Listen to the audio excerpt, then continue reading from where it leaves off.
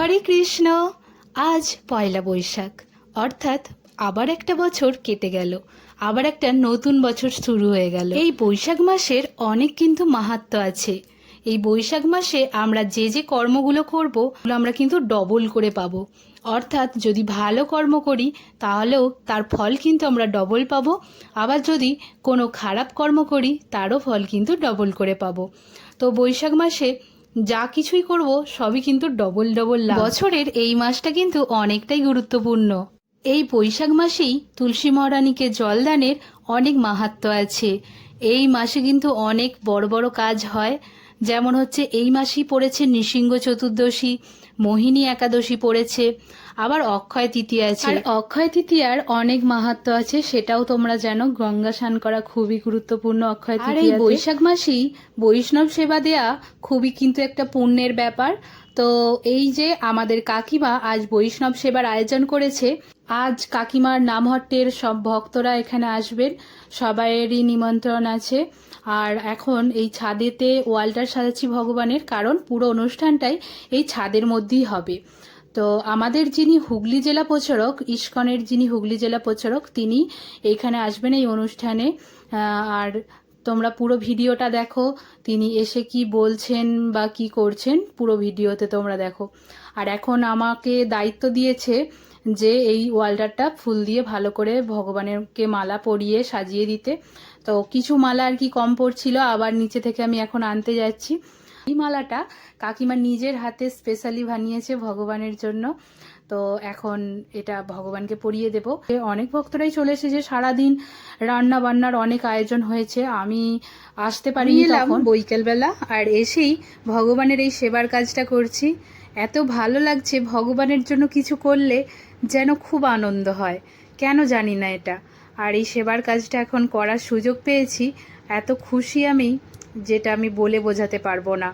আর আজকে মোটামুটি 200-250 জন কিন্তু ভক্ত আসবে, আর অনেকটাই কাজ এগিয়ে গেছে। এবার এখানে শতরঞ্জিগুলো সব মাতাজিরা পেতে দিচ্ছে। 6টার সময় প্রভুদের আসার কথা, আর এখন মোটামুটি 6টার কাছাকাছি বলা চলে বাজছে। আমার ঠিক ঘড়িটা দেখা হয়নি, কিন্তু আর কিছুক্ষণের মধ্যেই প্রভুরা আসবেন। তো তাড়াতাড়ি ওই জন্য ওয়ালটারটা সাজাচ্ছি, এখনও ওয়ালটারটা কমপ্লিট হয়নি সাজানো। আর এখানে কাকিমা মাইক ঠিক করছিল, মাইক্রোফোনগুলো একটু গোলমাল করছিল, তো ওগুলোই ঠিকঠাকভাবে লাগিয়ে দিচ্ছিল। হয়ে মালা দিয়ে আর এই যে গাঁদা ফুল দিয়ে সাজিয়ে দেওয়ার পর কেমন লাগছে তোমরা পুরো ওয়ালটারটা দেখো। আমার গোবিন্দকে কেমন লাগছে সেটা বলতে কিন্তু কমেন্টে একদমই ভুলবে না। আর এই যে ওয়ালটারটা সাজাতে সাজাতে প্রভুরা চলে এসেছেন। তো চলো তোমাদেরকে প্রভুদেরকেও দর্শন করাই, আর আরতির সব কিছু জোগাড় হয়ে গেছে এখানে সব। আর নিচের ওয়ালটারটা তোমাদের দেখাই কেমন লাগছে বলো। আর এখানে কিন্তু সব ভক্তরা আসছিল, আর এবার আরতিও শুরু হয়ে গেছে। আর প্রভু এত সুন্দর আজ প্রবচন দিয়েছেন, অনেক ভালো শিক্ষা পেলাম এখান থেকে। ভক্তি জীবনে আগানোর কিছু মূল মন্ত্র বুঝে গেলাম। প্রভু মোটামুটি 1 ঘন্টা মতো প্রবচন দিয়েছেন, কিন্তু আমার তো পুরো ভিডিওটা করা হয়নি। তো যেটুকু করেছি সেটুকুই তোমাদের সঙ্গে শেয়ার করেছি। আরতির পর প্রবচনটা হবে, তো তোমরা পুরো ভিডিওটা কিন্তু দেখো, তাহলেই বুঝতে পারবে। এই প্রবচনের মাধ্যমে তোমরাও কিন্তু তোমাদের ভক্তি জীবনে আগানোর পথ পাবে, খুব সহজভাবে নিজের ভক্তি জীবন চালাতে পারবে।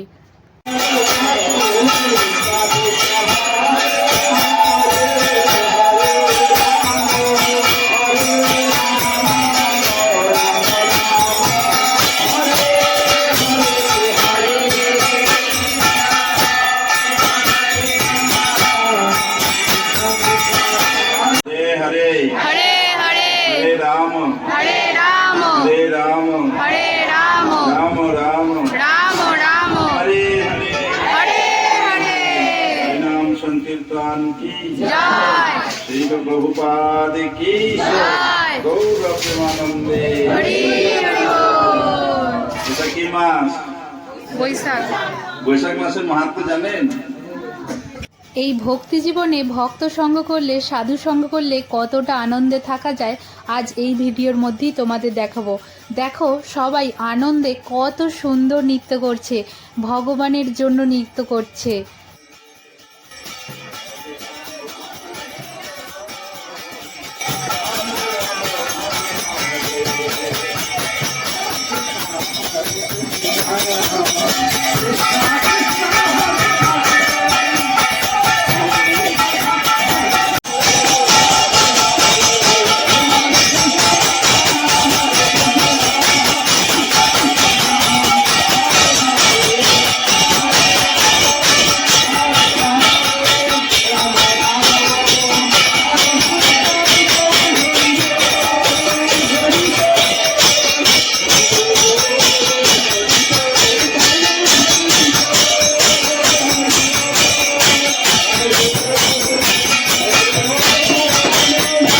আমার পরে পরে বলুন হরে কৃষ্ণ। কৃষ্ণ এটা জোর করে বলানো হলো, স্বতঃস্ফূর্ত ভাবে বলুন হরে কৃষ্ণ। হরে কৃষ্ণ স্বতঃস্ফূর্ত হয়নি, বলুন ভিতর থেকে, অন্তর থেকে বলুন হরে কৃষ্ণ। মন দিয়ে হরে কৃষ্ণ, প্রাণ খুলে হরে কৃষ্ণ। এইবার উচ্চস্বরে বসে বলুন হরে কৃষ্ণ। হরে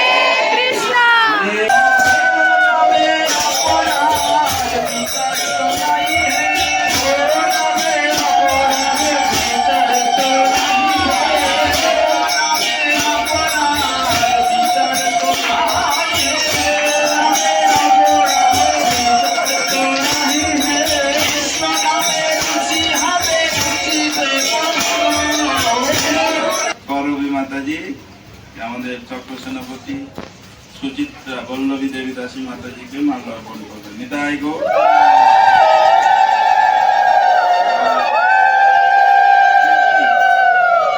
কীর্তি কোন এলাকায়? ওইদিকে ঠাকুরানী চক। দেখি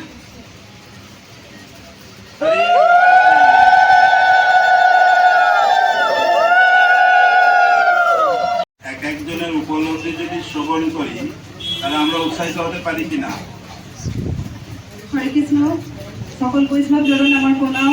হ্যাঁ, মাতাজিদেরকে প্রভুদেরকে আমার প্রণাম। প্রচারের যোগ্যতা আমার নেই, তা জানি না কৃষ্ণকে ভালোবাসে এই কথাটা বলতে পারি। তার নিজে ভালোবেসে অপরকে শেখায় যে কৃষ্ণ ছাড়া বলতে সূর্য হয়, কৃষ্ণ হয় সূর্য সম, মায়া অন্ধকার। যেথায় কৃষ্ণ সেথায় নেই মায়ার অধিকার। তা এই ভক্ত সঙ্গ করলে একটা জিনিস দেখেছি, জড় জগৎ থেকে খানিকটা হলেও নিজেকে সরাতে পেরেছি। প্রচার মানে অবশ্যই প্রভু যেটা বললেন আচার। তো আমাদের দেখতে হবে প্রচার করলে আগে আচার করছি কি। হ্যাঁ, এই আচার করলে তবে প্রচার। তাই এই ভক্তি জীবন হচ্ছে আমার 10 বছর। এই 10 বছরে আমি 13টা নামহট্ট সংঘ, হ্যাঁ, খুব কষ্ট করেই চালাই বা চলছে। যাই হোক, সবাই সাধুগুরু বৈষ্ণবের কৃপায়। তাই এই প্রচার করার একটাই অর্থ যে আপনারা কৃষ্ণকে ভালোবাসুন।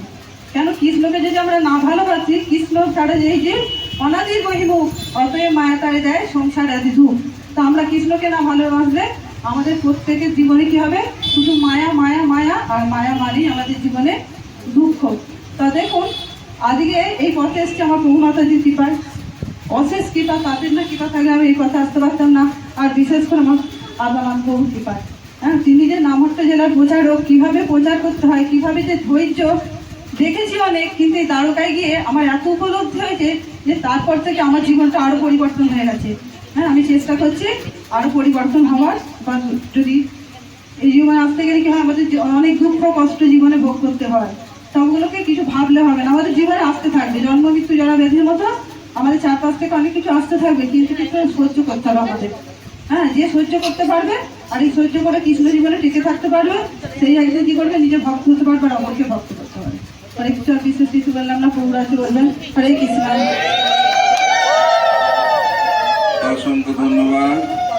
আপনাদের কাছে অনুরোধ একটু এগিয়ে আসুন। মাঝে মাঝে খুলে দেখলে মনে পড়বে, আমাদের স্মৃতিশক্তি নেই, মনে রাখতে পারবো না। তো সেই জন্য আমি দৃষ্টান্তটা দিই এইরকম, ফুটবল খেলা। কিসের দৃষ্টান্ত? ফুটবল খেলতে হলে বল কয়টা থাকে, পক্ষ কয়টা থাকে, মাঠ কয়টা থাকে, লক্ষ্য কয়টা থাকে?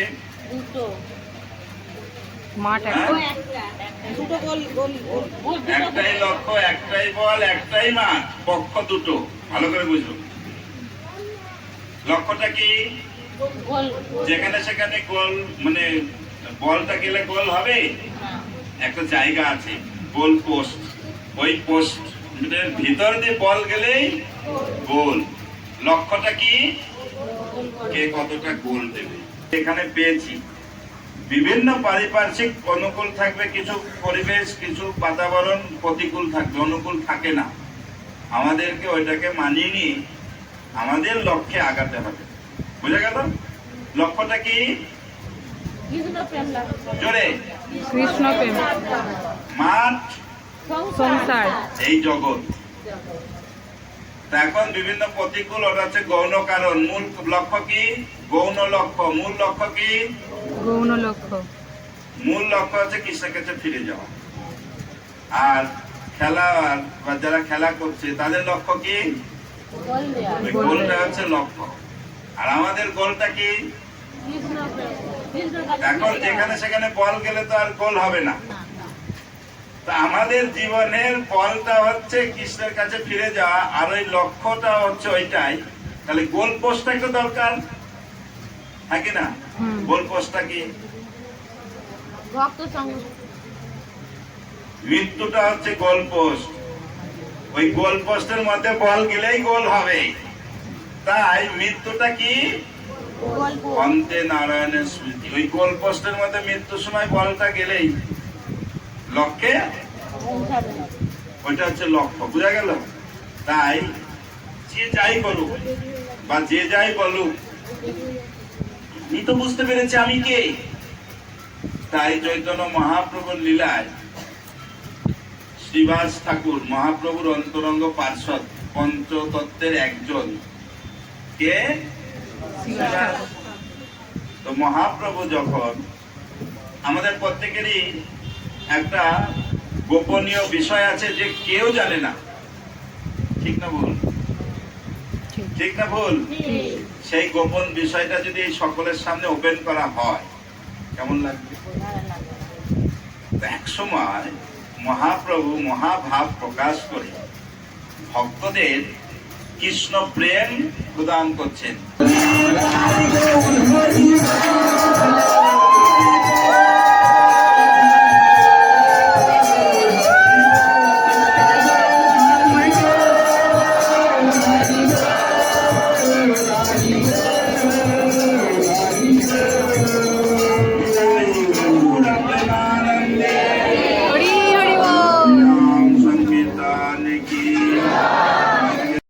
নিচে এখানে ভগবানকে ভোগ নিবেদন করা হয়েছিল, আর অনেক রকমেরই এখানে আয়োজন করা হয়েছিল ভোগের। ভগবানকে ভোগ নিবেদনের পর সবাই কিন্তু প্রসাদ পেতে বসে গেছে। অনেকটাই রাত হয়ে গেছে। যাদের দূরে বাড়ি তারা কিন্তু এর আগের পুক্তিতেই বসেছিল এবং তারা প্রসাদ পেয়ে উঠে পড়ার পর এটা আবার দ্বিতীয়বার বসেছে সবাই। মোটামুটি এখন 9:30 মতো বেজে গেছে, অনেকটাই রাত হয়ে গেছে। কাকিমাদের নিচে সেরকম জায়গা নেই, যার কারণে এই ছাদের মধ্যেই প্রসাদ পাওয়ানো হচ্ছে সবাইকে। এখানেই কিন্তু প্রবচন হলো, এখানেই সমস্ত কিছু হলো, আবার এখানেই প্রসাদ পাওয়াচ্ছে। আর এই যে নিচে নিচে প্রভুদের জন্য প্রসাদের আয়োজন করেছে। সমস্ত ভক্তরা প্রসাদ পাওয়ার পর চলে গেছে। এখন আমরা বাড়ির কিছুজন আছি, তারাই সবাই মিলে বসে পড়েছি প্রসাদ পেতে। যারা আগে প্রসাদ পেয়ে নিয়েছে তারা এখন পরিবেশন করছে, আর আমরা সবাই এখন প্রসাদ পেতে বসেছি। তো প্রসাদের মধ্যে কিন্তু অনেক কিছুই ছিল। শেষের দিকে কিন্তু আর যেভাবে প্রথম থেকে মেনু অনুযায়ী দেয়া হচ্ছিল সেইভাবে আর প্রসাদ দেওয়া হয়নি। তো প্রসাদের মধ্যে কি কি ছিল আমি মুখে বলে দিচ্ছি। প্রথমে পরমান্ন দেওয়া হচ্ছিল, তারপর ফল দেওয়া হচ্ছিল, লুচি, আলুর দম, তারপর ডাল ছিল, রাইস ছিল, চিলি এঁচড় ছিল, চাটনি, পাঁপড়, রসগোল্লা আর ছানার জিলাপি, এগুলোই সব ছিল। আর আমার যেগুলো ভালো লাগছিল আমি সেগুলো নিচ্ছিলাম। দেখো চিলি এঁচড়টা এতটাই সুন্দর হয়েছে, আর নরম দেশি এঁচড়, খুব সুন্দর প্রসাদ হয়েছে। এত পরিমাণে গরম আজকে বলার কথা না। আর আমাদের প্রসাদ পাওয়া হয়ে গেছে, এবার বাড়ি যাব। আজকের মতো এখানেই ভিডিওটা শেষ করলাম। হরে কৃষ্ণ, হরি বল।